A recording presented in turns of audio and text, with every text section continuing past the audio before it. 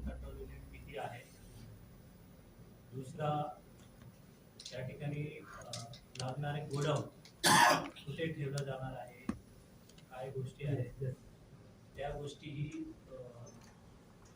मागितलेल्या आहेत. तिसरं आहे की अलीकडे ऑनलाईन स्वरूपात म्हणजे ऑनलाईन इन द सेन्स की IT चा वापर करून अशा पद्धतीने जास्त फॉर्मॅट्स म्हणा किंवा काही गोष्टी करायच्या आहेत, त्यासाठीही सूचना त्यांनी मागितलेल्या आहेत. आणि मनुष्यबळाची सुद्धा रिक्वायरमेंट ऑफ मॅन पॉवर आणि 10% अधिक लोकसंख्या किंवा अधिक मतदान केंद्र, समजा 100 मतदान केंद्र असतील तर 100 + 10 ते 110 असे प्रपोज करणे. तो एक अंदाजित त्यांना माहिती, या सर्व अंदाज घेऊन आढावा घेऊन मीटिंग उद्या आम्ही मीटिंग ठेवलेलीच आहे. उद्या ठेवले ना, मंडेला नाही, शनिवारी त्याचा माहिती आम्ही राज्य निवडणूक आयोगाला पाठवलं जाणार आहे. मुदत दिली, मुदत दिली एवढ्या दिवसात पाठवलं असते, लवकर पाठवलं.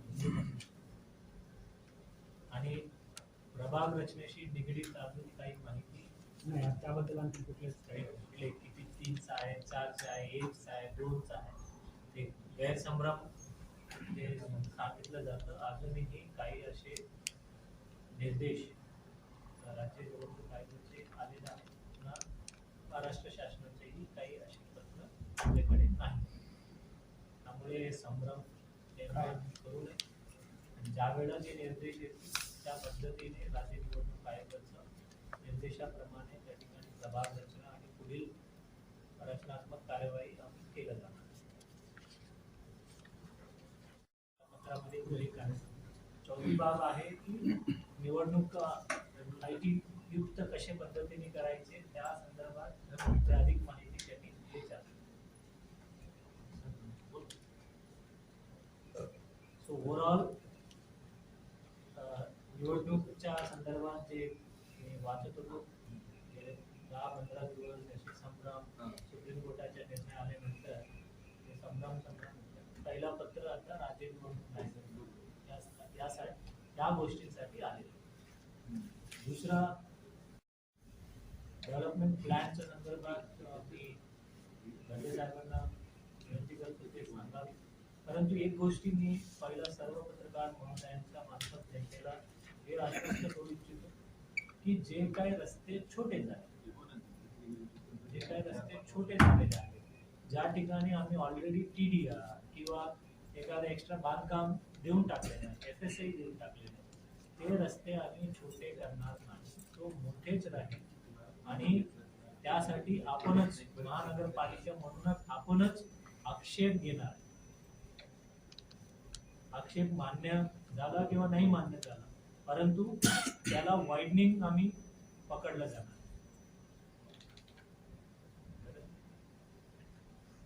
राष्ट्रीय दैनिकाला ऐकू येते ना, काळजी घ्यायची. आता दिल्लीपर्यंत आमचा आवाज एकमेव साधन आहे. मागचा विकास आराखडा जेवढी रुंदी होती तेवढी करणार की जेवढी होती 24 मीटरची, जे 24 मीटर जुन्या याच्यामध्ये 60 मीटर होती, तर 60 मीटरच असेल. त्याच्यावरचं लॉजिक लक्षात येत नाही किंवा रस्ते छोटे कसे करतात.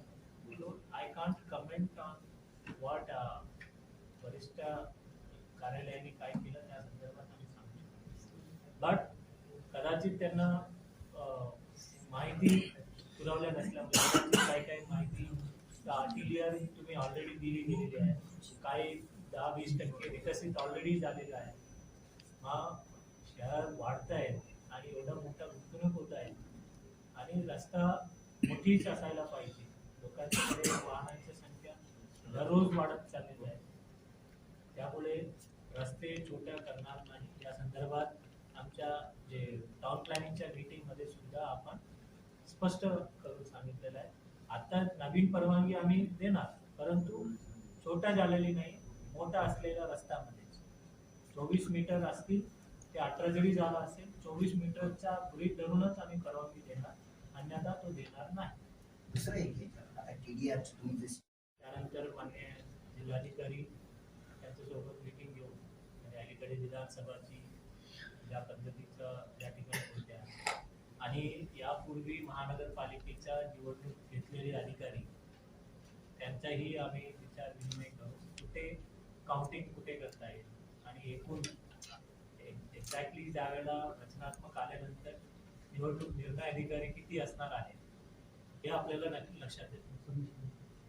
लास्ट टाइम इलेक्शन मध्ये काय झालं की आपले जे गोल्स होते टायमिंगच्या परीक्षांमध्ये जे बाहेर स्त्रोतातून जे निर्माण झालेले कर्मचारी होते ते सर्वांना कमी केलेलं आहे ज्यांची 40% कमी पडले.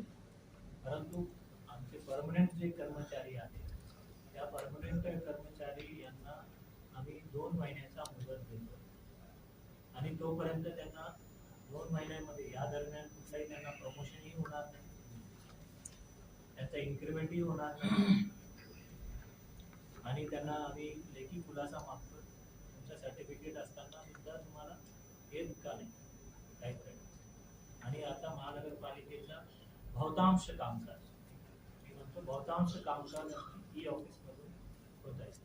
आता ऋतुजा मॅडमला पाटील मॅडम ते टोटल किती फाईल्स ई ऑफिसचे झालेलं आहे आणि मध्ये आपले काही बातमीदारांनी लिहिलं मनपामध्ये बंद पडले. मनपाच नाही बंद पडली पूर्ण अख्खा भारताची किंवा महाराष्ट्राची NIC बंद पडली आणि वी आर डिपेंडेंट आणि या दरम्यान आमचे जे काही एमर्जन्सी फाईल्स आहेत ते सर्व मॅन्युअली आम्ही काढतोय. परंतु आता पूर्णपणे ऑफिस झालं तर आता सर्व कर्मचारी सर्व लिपिक विशेष करून लिपिक हा वर्ग जे आहे ते मॅन्डेटरी टायपिंग असलं पाहिजे. एखादी वेळा मी इंग्रजीमध्ये नापास झालं तर मी त्याला सोडू शकतो कारण आमच्या जे कामकाज जे आहे ते इंग्रजीमध्ये होत नाही. परंतु मराठीचे तर आलंच पाहिजे मराठी टायपिंग तर आलंच पाहिजे. दुर्दैवाने या लिपिक हा प्रवर्गातील जे कर्मचारी आहेत ते त्यांना पुढील 2 महिने नापास जर झाला ते परत पूर्वरत त्यांना क्लास 4 मध्ये त्यांना समाविष्ट केलं. यांच्या प्रमाणपत्राचे पण काही क्रॉस व्हेरिफिकेशन होणार आहे ते खरंच त्यांनी परीक्षा देऊन आता घेतलं पुढचे टप्पा आहे परत हा मेजर टप्पा जे आहे ते तरी त्यांना बघा प्रमाणपत्र असणे आणि येणे हा 2 महत्वाचे बाब.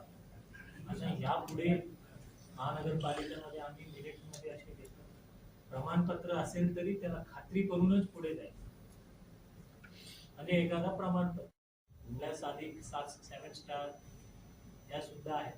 10% तर ऍडव्हान्स भरणाऱ्या लोकांना आहेतच त्या व्यतिरिक्त आहे 7 स्टार मिळणे काय अवघड नाहीये.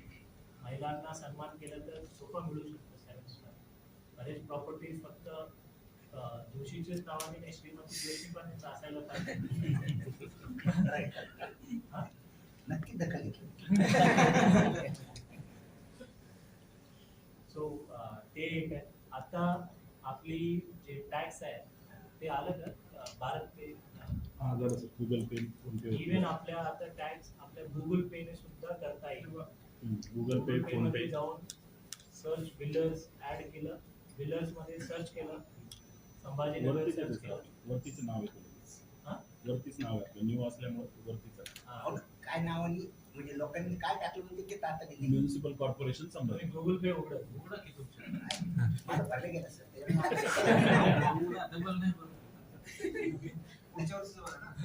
नहीं, नहीं। उसमें क्या है सर्च बिल्डर्स पहिले प्रॉपर्टी टॅक्स शोधा किंवा हे करा. आता सर्च बिल्डर्स मध्ये संभाजीनगर केलं तर मग तुमच्या फक्त मालमत्ता क्रमांक टाकलं तर ते त्या ठिकाणी होईल. ऑनलाईन भरताना सर मोबाईलवर फार प्रॉब्लेम फोन पेला दुकानांना पण विचारा किती प्रॉब्लेम फोन आहे पे- ते आम्ही PC वर बनवतो. नाही फोन पेला आपलं म्युनिसिपल टॅक्स म्हणून एक ऑप्शन आहे फोन पे मध्ये हाऊसिंग अँड सोसायटी मध्ये. त्याच्यावरती गेलं की आपण सर्च जर केलं बऱ्याच नगर परिषदा आणि मनपाचे नाव आहे त्याच्यामध्ये आपलं नाव वरतीच येते municipal corporation Sambhajinagar Rajkot property municipal tax. Corporation आहे. हे बघा Sambhajinagar act municipal corporation Sambhajinagar property tax त्याच्यावर क्लिक केलं प्रयत्न आहे की ज्या ज्या गोष्टी आपल्याला करता आला पाहिजे त्या गोष्टी आम्ही करतो.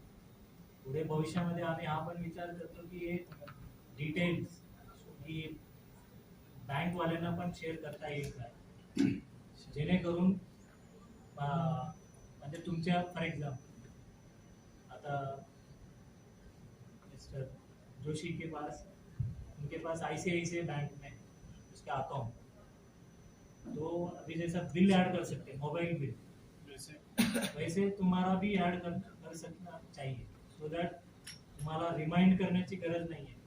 एप्रिल 1 तारखेला कट करून टाकते म्हणजे ते कट करून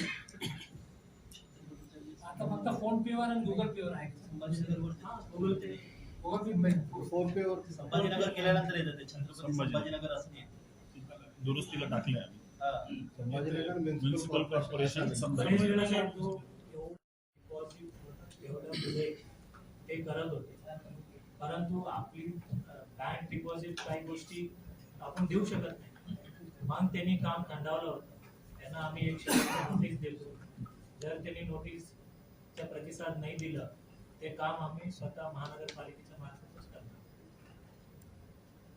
दुसऱ्या एक गोष्टी आम्ही आणतोय ते पार्किंगचा प्रॉब्लेम आहे.